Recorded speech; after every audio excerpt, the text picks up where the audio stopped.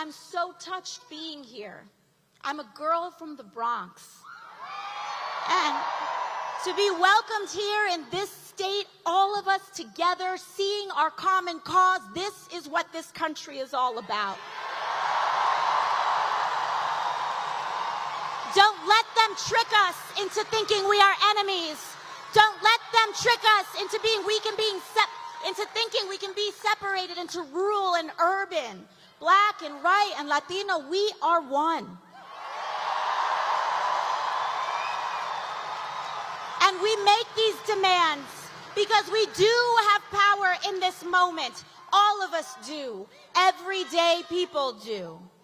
And it will never, this is important, it will never be just institutions and politicians and officials alone that uphold our democracy. It will always be the people, the masses, who refuse to comply with authoritarian regimes, who are the last and strongest defense of our country and our freedoms. It is you. It is you, Idaho. We know that a better world is possible, and we are willing to do something about it. But to get there, we need to be honest about how we got to where we are right now. Because this moment did not come out of nowhere. It has been a long time coming. The destruction of our rights and democracy is directly tied to the growing and extreme wealth inequality in America that has been building for years. And it is not a coincidence that billionaires like Elon Musk dumped billions into this election to elect Trump. And he sure as hell ain't doing it out of charity, Idaho. For years, we have known that our political system has slowly but surely become dominated by big money and billionaires. And time after time, we've seen how our government and laws are more responsive to lobbyists and corporations than the will of everyday people and voters. And we also know that the agenda of dark money to keep wages low and loot our public goods to give to the rich is deeply unpopular with the people, Democrat, Independent, and Republican alike. But just look at what Republicans have been quietly doing in Congress, voting to advance cuts on hundreds of billions of dollars from Medicaid and veterans benefits, so they can take that money and give it to billionaires in the form of tax cuts and sweetheart government contracts to their own companies like SpaceX.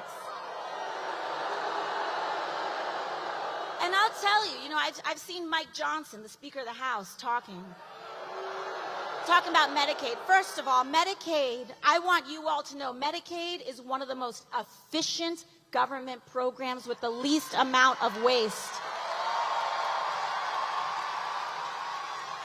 Only 2% of people on Medicaid are able-bodied and looking for a job. Only 2%. And I saw Mike Johnson on the television saying, we got to stop all these able-bodied men from being on Medicaid. First of all, like it's a crime for someone to have health care in America. Health care is a human right in America, and everyone should have it. Everyone should see a doctor. We must end the indignity of not being able to afford medicine, a doctor's appointment, being able to take care of one another. But that aside, we must know that these cuts are exactly how they are trying to loot. It's not about waste. It's about what they're trying to give to the billionaires who pay them. And you know who voted? You know who from Idaho voted to gut Medicaid for everybody, by the way? Both of your senators, Jim Risch and Mike Crapo. members Russ Fulcher and Mike Simpson. You deserve better, Idaho. They know that that's not what you want. They know it is deeply unpopular. They know that it hurts the working families of Idaho, but they are not here to serve working families. They are here to serve themselves and the billionaires who pay them. And they know that the only chance they have to get away with such an unpopular and hurtful agenda is to stoke deep divisions along race, identity, and culture to keep us fighting and distracted. It's not going to work anymore. But this has been the big money playbook, not just now, but it's been their playbook for decades. And that is why Donald Trump is not an aberration. He is the logical, inevitable conclusion of an American political system dominated by corporate and dark money. And if we are to defeat him, we must defeat the system that created him. America, we are at a crossroads. We can either have extreme wealth inequality with the toxic division and corruption that it requires to survive, or we can have a fair economy for working people along with the democracy and the freedoms that uphold it. Oligarchy or democracy?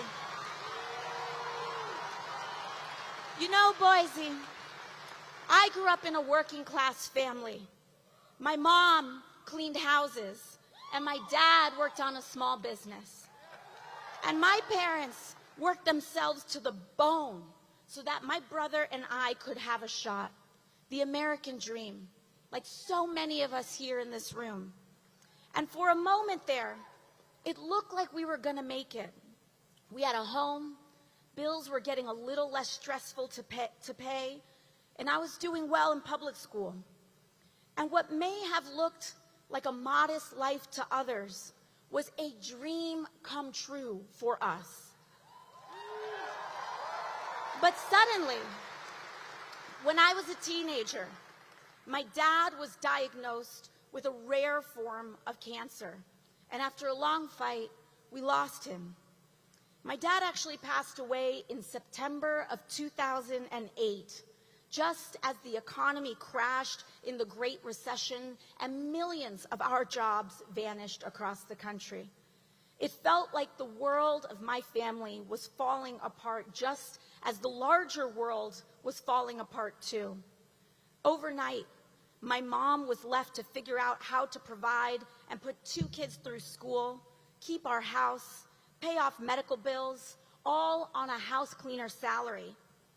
And that's how I became a waitress, because it was millions of innocent working families back then who paid the price, while the billionaires and thieves who defrauded our financial system got off richer than ever before.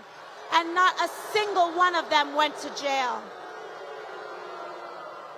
And that is the story that Republicans like to mock, not mine, but all of ours, when they say a waitress or a working person is unqualified to serve in Congress. When the fact is, many of us here in this room today are far more qualified to know what real life is like than any of them ever will. And I tell this story not because it is special, but because of how common and normal it is. While the details may differ, so many of us know what it feels like for life to be one bad day, one piece of bad news, one major setback from everything falling apart. And I'm here to tell you today, Idaho, we don't have to live like this anymore. We can make a new world, a better country, where we can fight for the dignity of all people. And that dignity looks like living wages, Idaho. It looks like stable housing. It looks like guaranteed health care and respect for all of our differences, no matter who we are or where we come from. Oligarchy or democracy. Boise, we are here today because we choose democracy. We choose freedom. We choose justice. And that means we must choose to out-organize the oligarchy. We must do away with the power of big money. And that is why, even as a waitress with a long shot campaign for Congress, I decided right then and there that I would never take money from lobbyists and corporations, and I never will.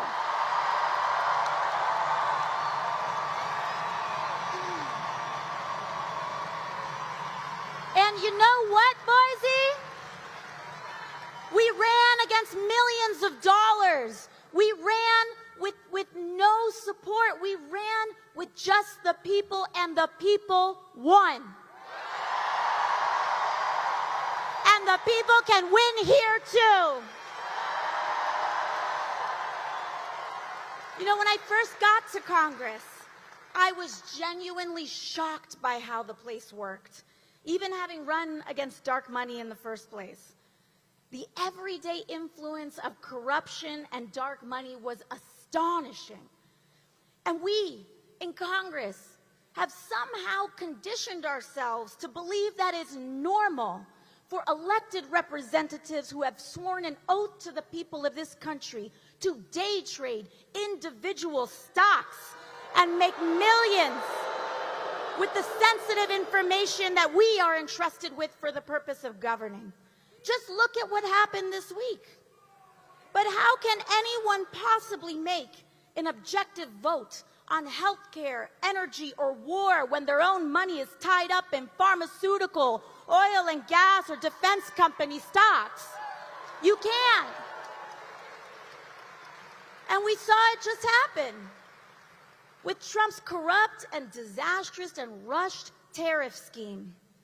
We saw Marjorie Taylor Greene buy that dip. I got one question for her. How much did you make? How much did you make off of people's despair? How much did you make off that panic? How much did you make off of that suffering? No more. We can't accept it.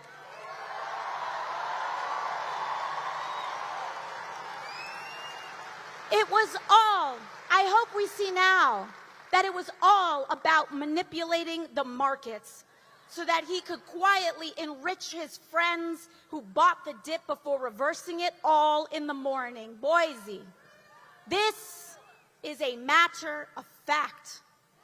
Donald Trump is a criminal who was found guilty of 34 felony counts of fraud, liable for sexual abuse. Of course he's lying and abusing and manipulating the stock market too.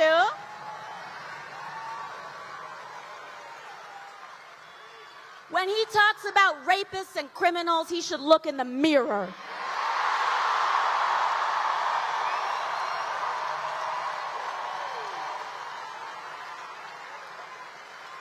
But back to stocks. To be clear, I don't care what party you are, Democrat or Republican. It doesn't matter how powerful one is or the position that one holds. Members of Congress holding and trading individual stock is wrong. It is corrosive. It is destructive, and it needs to be banned.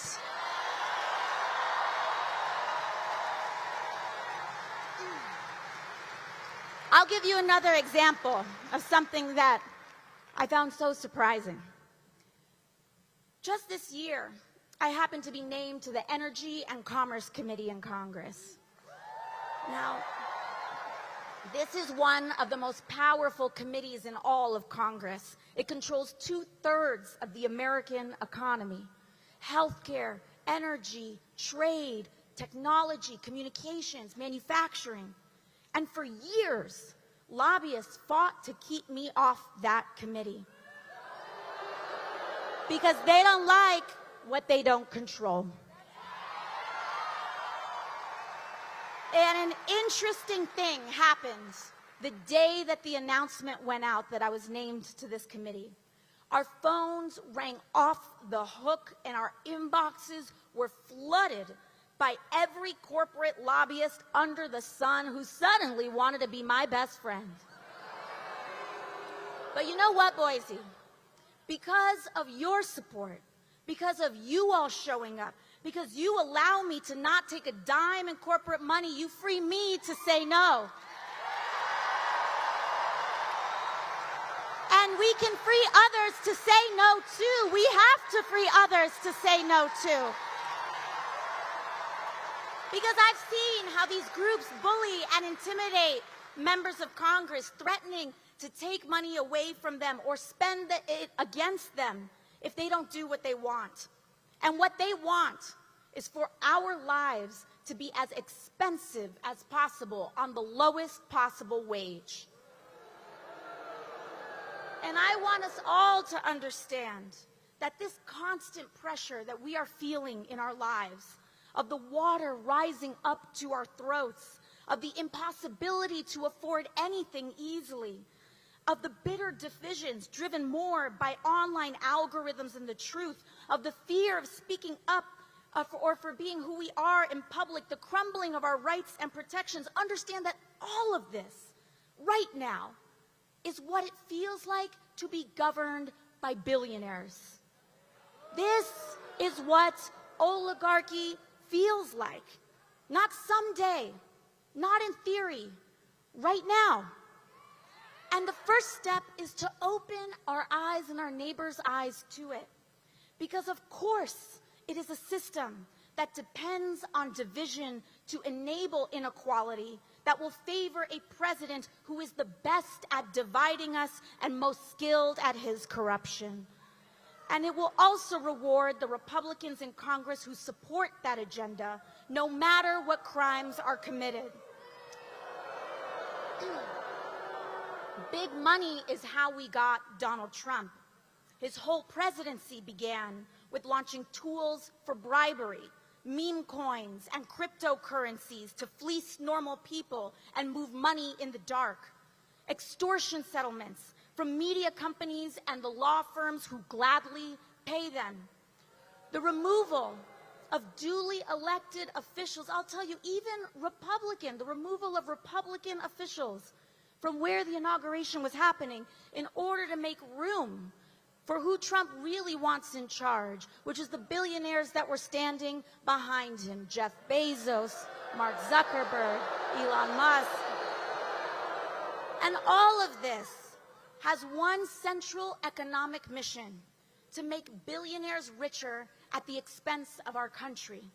And so it does not surprise us that their first economic priority has been to target Medicaid, Medicare, Social Security, the firing of our federal workers, and the cutting of our veterans for hundreds of billions of dollars in budget cuts so that they can hand that money off. And Idaho, I know that looking around here, it can feel impossible for Republicans out here to be defeated. But we are here for a reason, because that's not true. It's simply not true. And from the waitress who is now speaking to you today from this podium, I can tell you, impossible is nothing. Miracles start with mustard seeds, and that is what each and every one of you represent today. Small miracles of faith in ourselves, in each other, and in the refusal to give up. So we are here for the long haul, Idaho. We're here to flip this state. We're not giving up. From the most impossible place, we will try. For school boards and community associations, for small business groups and town councils, for public arts and gestures of inclusion, and we will build from there. It begins today. The work to give Russ Fulcher and Mike Simpson the boot and replace them with a brawling Democrat who will stand up for the working people of Idaho.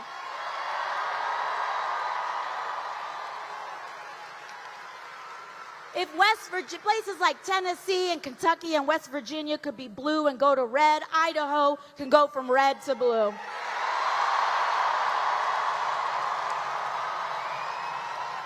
Beyond elections, our task is to build community.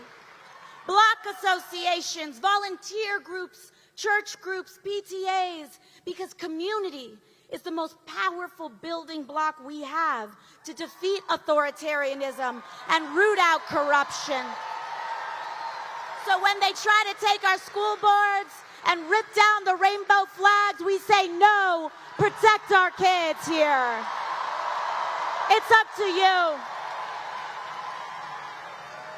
And on a larger level, this is the path to guaranteeing health care to every American, to establish a living minimum wage, to take on skyrocketing rents and mortgages, to tackle the climate crisis and establish a country where the American dream is actually possible for all of us.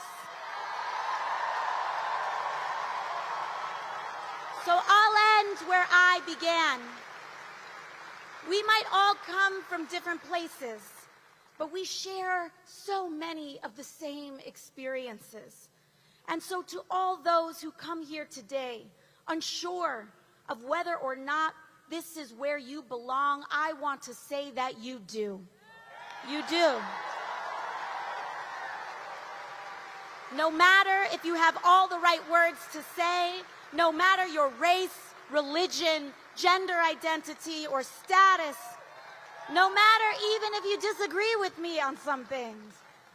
We saw some Trump supporters were protesting outside. No. See, the thing is, the difference between us is that we want their lives to be better too. We want them to have health care too. We want them to have a better wage too. But the only way that we do that is showing them that hate has no home here.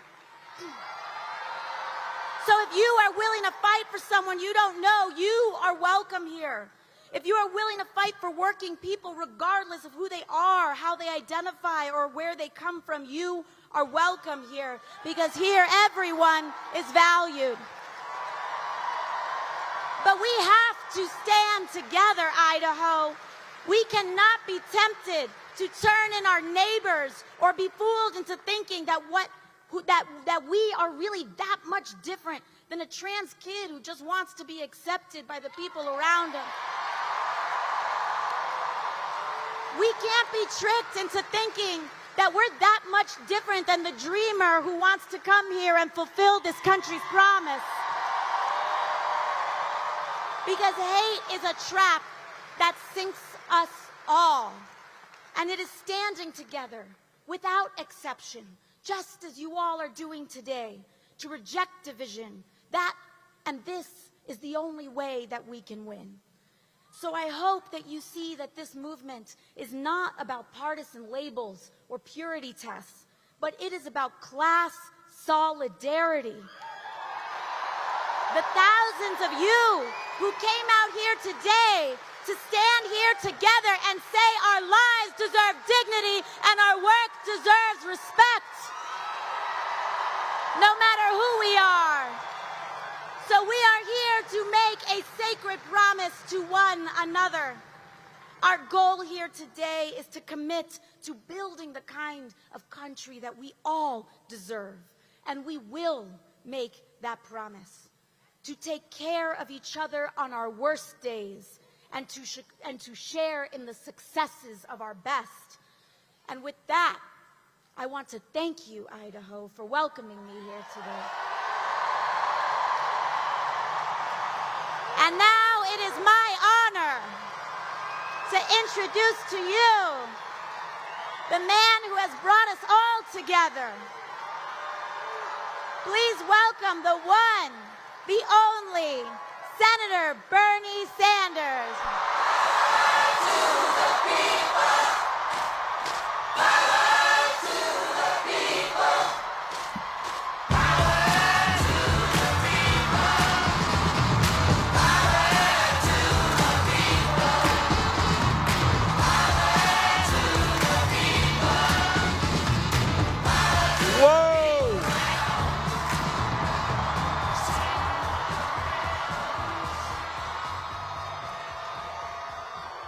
Alexandria, they told us this was a conservative state. They got it wrong.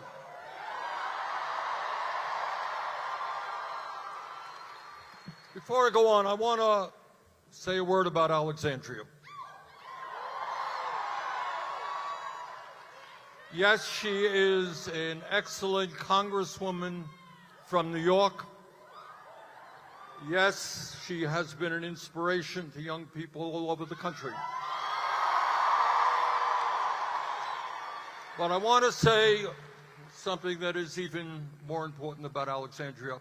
6 years ago, she was a waitress in New York City.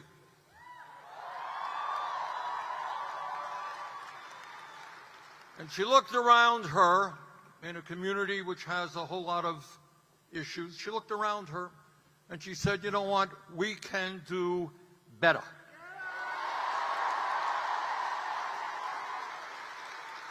So with no money, no organization, she took on one of the most powerful Democratic leaders in the U.S. Congress, and she beat him.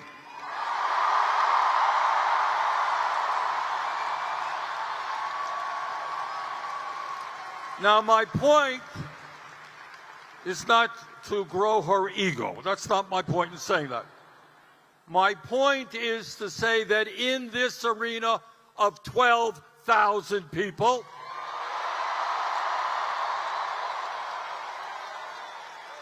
there are hundreds of Alexandrias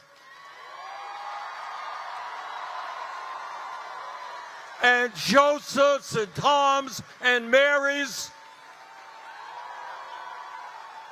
And what we are here today is not just to be with you in this rally, as wonderful as that is. We're here for a deeper purpose, and that is to understand that in this very, very difficult moment in American history, all of us have got to get outside of our comfort zone. We have got to do tomorrow what we hesitated to do yesterday.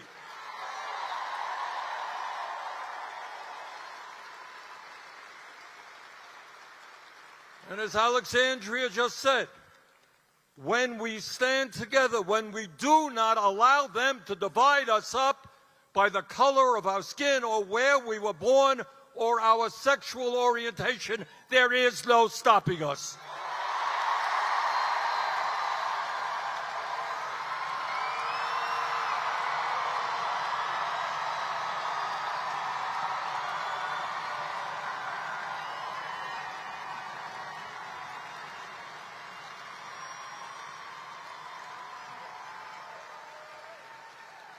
So I know that there are some pundits out there and they're saying, why does Bernie Sanders and Alexandria Ocasio-Cortez, who come from some of the most liberal and blue states in the country, why are we here tonight?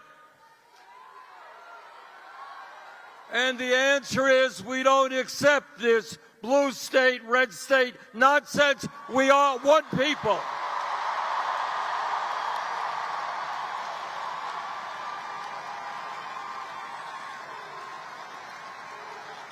That's right. We are the United States of America, not red states, not blue states.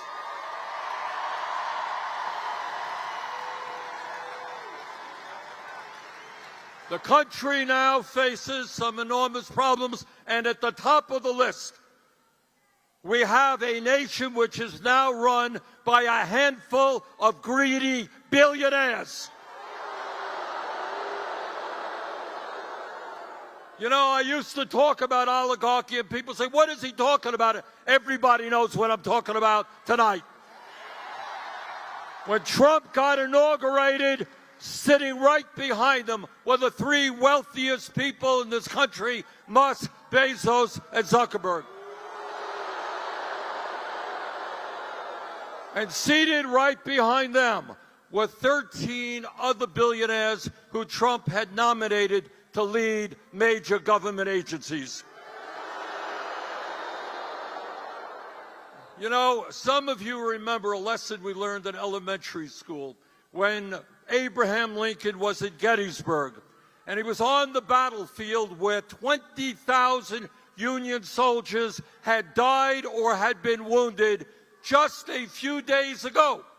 And he looked out at that battlefield and he said, we are not going to forget the sacrifice they made. We are going to make a government of the people.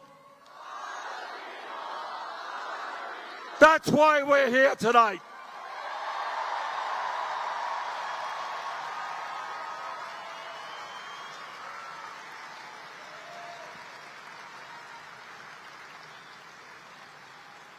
We want a government of the people, by the people, for the people, not a government of the billionaire class, for the billionaire class, and by the billionaire class. And right now, unbelievable, as we speak, you got the wealthiest guy on earth, Mr. Musk. Mr. Musk, you don't hear about this much in the corporate media or on the halls of Congress. Mr. Musk himself owns 5 times more wealth than the bottom half of the households in America. One man. And this guy is running all over Washington, D.C., slashing the Social Security Administration. And what that means is elderly and disabled people will find it increasingly difficult to get the benefits they paid into. This guy is proposing to cut 83,000 jobs from the Veterans Administration. These are the men and women who put their lives on the line to defend our country. We owe them everything.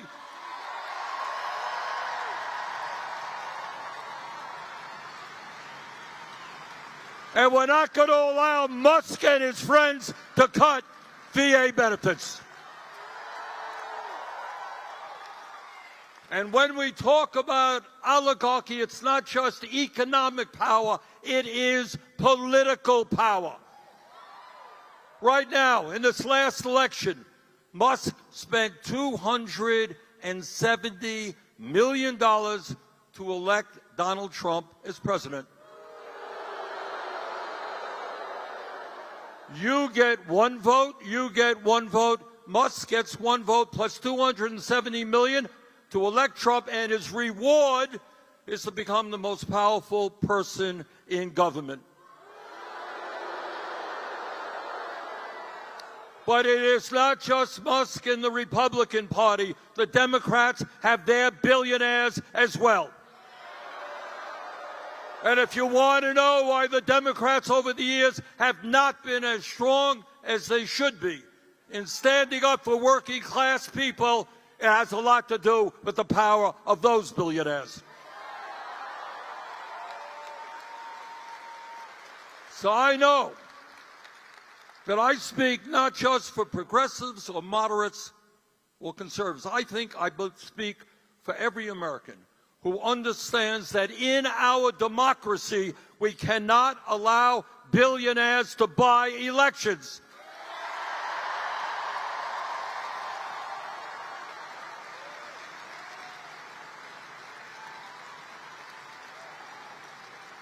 In America, one person, one vote, not billionaires buying elections, and that is why we got to overturn this disastrous Citizens United Supreme Court decision.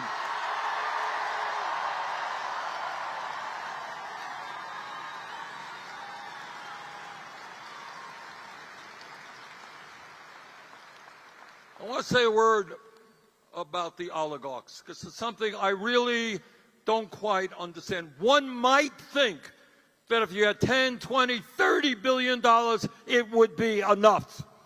You might think that. But, you know, in America, we have a lot of people who are dealing with addiction issues, drugs, alcohol, or whatever. Well, these guys, these oligarchs, have a major, major addiction problem. And you know what it is? It is greed. They're like heroin addicts. They can't control themselves. They need more and more. And they do not care who they step over in order to get another $1 billion. So we are going to take care of their addiction problems. We're going to end their greed.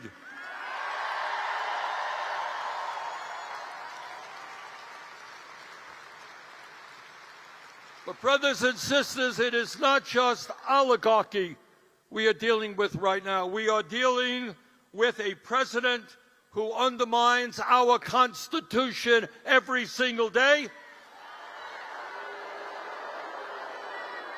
who threatens our freedom of speech and assembly, and whose agents, as we speak, are rounding up innocent people off the streets, throwing them into unmarked vans, and taking them to detention centers in this country or elsewhere.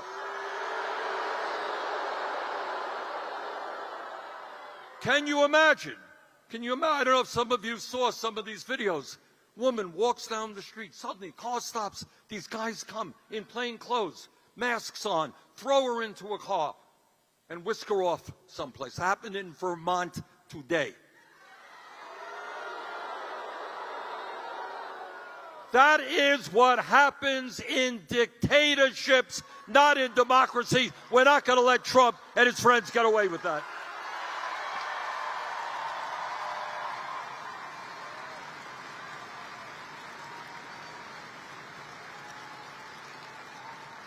And again, I don't care whether you're a conservative or a progressive.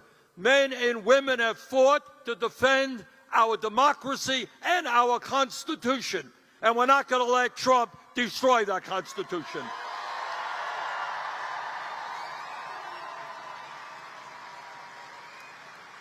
What this guy wants is more and more power.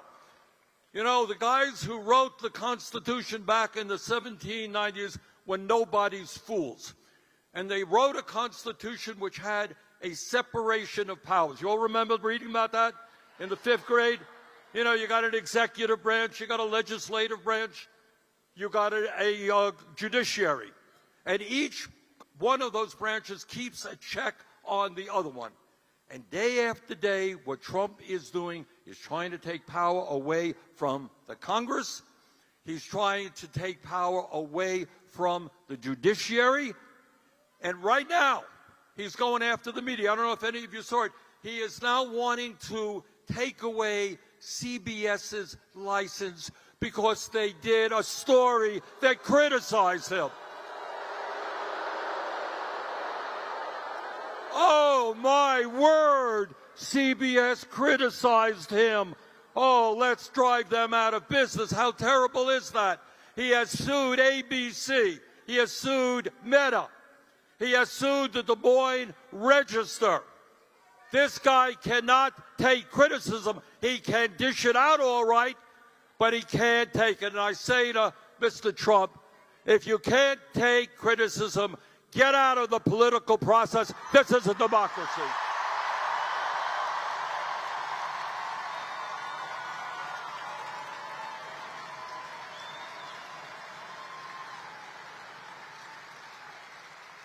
And if you can believe it, he is going after law firms that represented clients who are in opposition to Trump. And some of these cowardly law firms have caved in.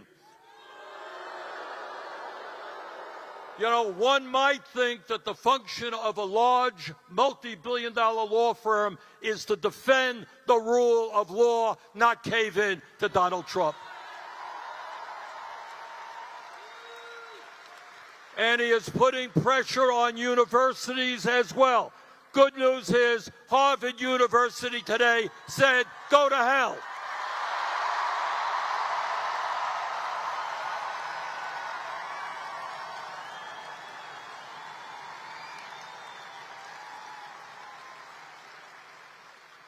During World War II, when the United States of America and our allies were fighting fascism in the East and in Europe, 400,000 men and women died to defend American freedom. We take, as Americans, as the longest-standing democracy on earth, as a country that the whole world has historically looked up to. And they say, we want to be like America. We love the American Constitution. We respect their democracy. We take democracy seriously. We will not allow Trump to undermine our way of life.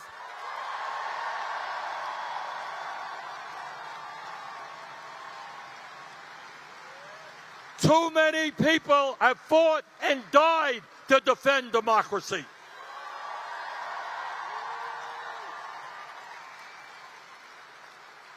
But it is not only domestic policy that we should be concerned with.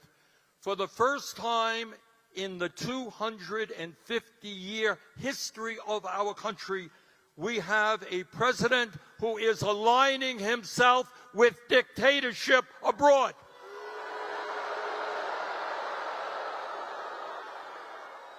No, President Trump, Ukraine did not start that war. Russia did.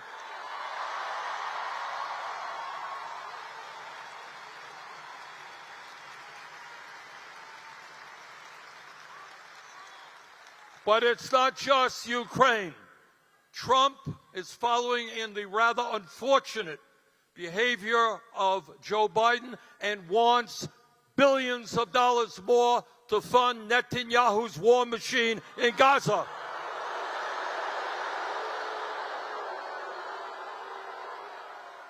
Israel, like any country on earth, has the right to defend itself from terrorism, but it does not have the right to wage all-out war against the Palestinian people.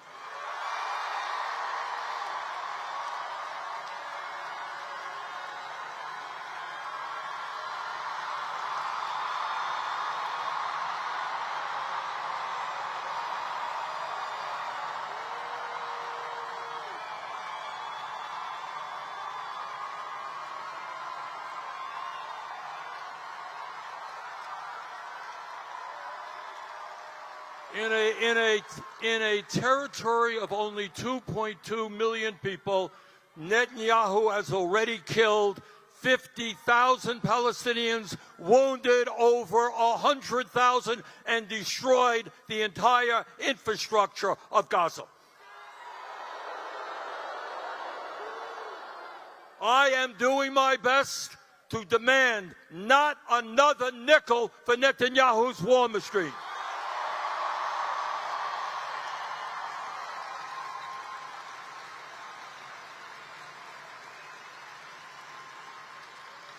And as bad as all of that is, as bad as the reality that American bombs are killing children there is something now even worse. Trump and his friends have the brilliant idea that they want to forcibly expel the suffering people of Gaza, push them out so they could build a Riviera for their billionaire friends.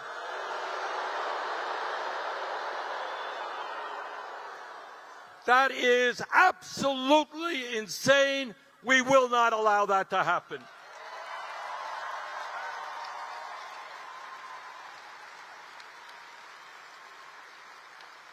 And let me now tell you just a little bit of what's going on in America that you're not going to see on corporate media and you're not going to hear on the halls of Congress. And that right now in America, we have two Americas. We have on top one America in which the wealthiest people, the top 1%, have never, ever had it so good.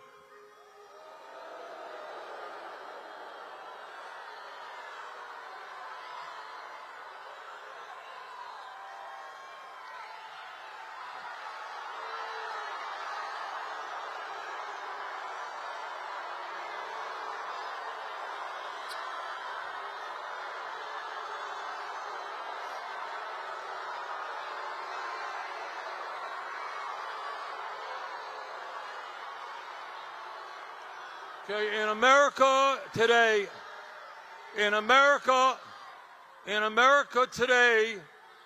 we have more income.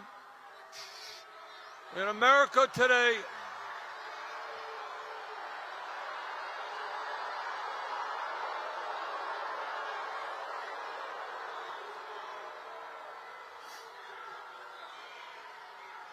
in America today,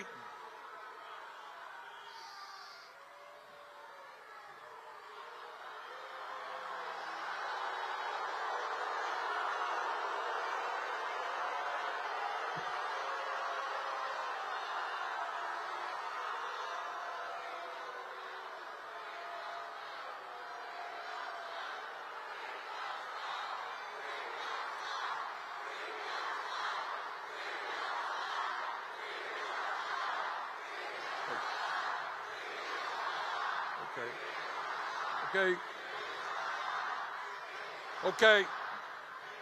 All right,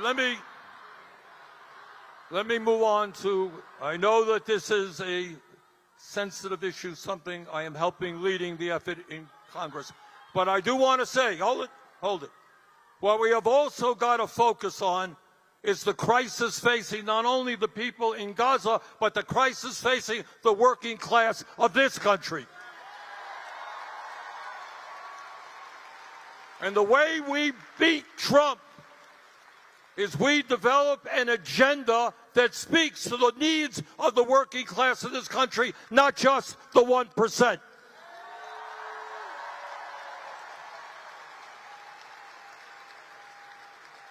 Today in America, 60% of our people are living paycheck to paycheck. Do you all know what living paycheck to paycheck is about? All right, I grew up in a family that lived paycheck to paycheck in a rent-controlled apartment. I know something about it. All right, you tell me, what is living paycheck to paycheck? You can't pay for the rent. What else? You can't afford what? Can't afford groceries. People, hold it one at a time. People all over this country want to provide good quality food for their kids. They walk into a grocery store, they can't afford it. What else do you got?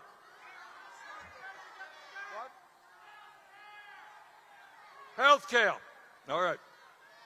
People, one at a time. People get sick, and in this country, they can't afford to go to a doctor. We lose 60,000 people a year because they don't have the money to go to a doctor when they should.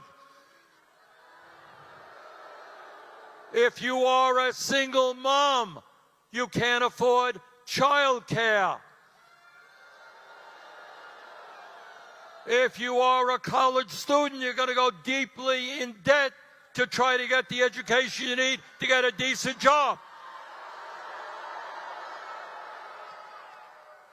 Meanwhile, while working families struggle to put food on the table, the richest 1% live in their own fantasy world. You may have seen just the other day, Jeff Bezos took some of his friends to outer space.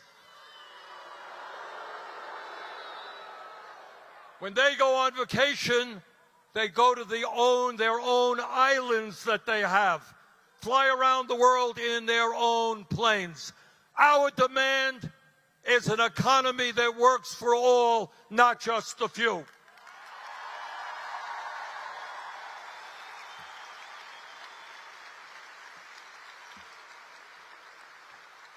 Now, I want to deal with an issue, and I want you all to put this into your hearts. Back in 1944, long time ago, Franklin Delano Roosevelt, one of the great presidents in American history, Roosevelt gave a State of the Union speech. This is in the middle of World War II. And it didn't get a whole lot of attention. He said, you know what, we have a great Constitution, freedom of speech, freedom of religion, freedom of assembly. But you know what we're lacking? What we are lacking is an understanding that economic rights are human rights.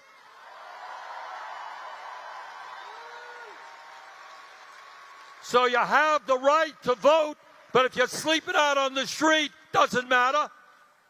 You have the right to vote, but if you can't afford health care, it doesn't matter. So what we need to do is to understand and not let the establishment beat us down. Economic rights are human rights. What that means is that Musk should not be able to own himself 5 times more than half of the households in America. What it means, and this is not a radical idea. It is not a radical idea. We are the richest country in the history of the world. We are not a poor country. We do not have to have people sleeping out on the street or kids going hungry.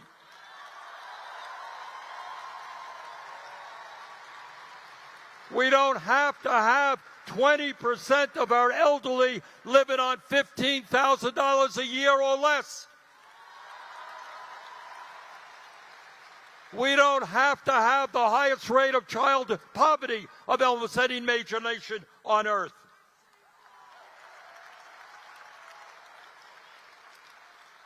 So what do we have to do? What we have to have is an agenda that speaks to the needs of all Americans, whether you're in Idaho, Vermont, or any place else. Brothers and sisters, health care is a human right.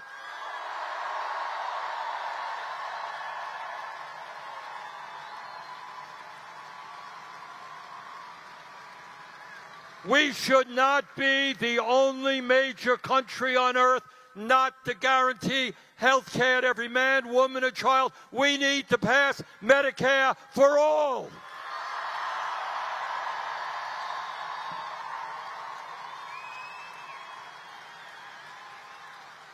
Instead of spending $1 trillion on the military, we need to build 5 million units of low-income and affordable housing.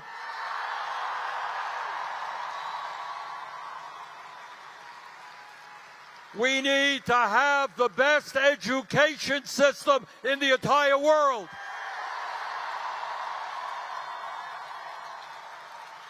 I want the best and the brightest to go into teaching.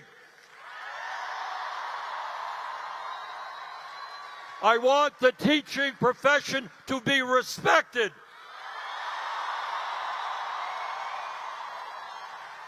I want us to have free child care. And I don't want our older kids to have to leave college deeply in debt. Free college tuition.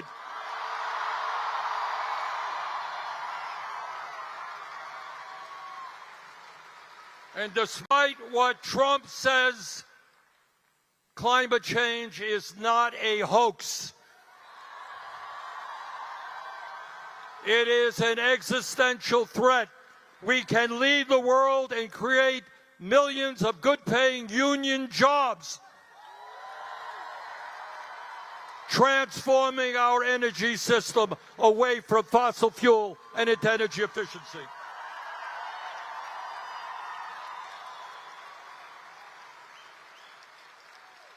Let me conclude by reading you a quote from Frederick Douglass. You remember Frederick Douglass? He was a great abolitionist, and in the midst of the struggle to end the nightmare of slavery back in 1857, this is what he said, and I quote, "Power concedes nothing without a demand. It never did, and it never will. Find out just what any people will quietly submit to, and you have found out the exact measure of injustice and wrong which will be imposed upon them. And these will continue till they are resisted with either words or blows or with both. The limits of tyrants are prescribed by the endurance of those whom they oppress.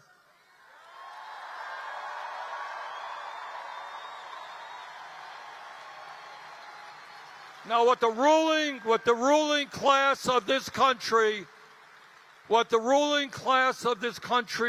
you to believe is that you are powerless.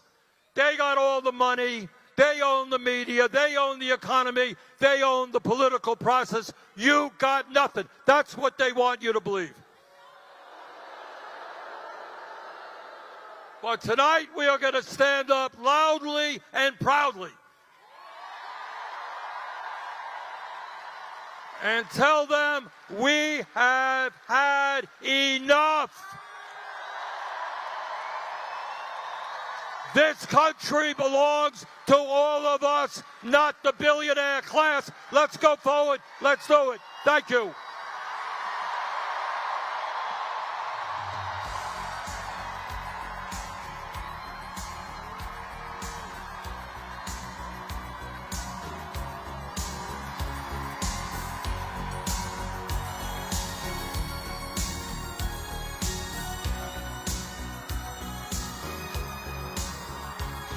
Looking in your eyes, I see a paradise. This world that I found is too good to be true. Standing here beside you, want so much to give you this love.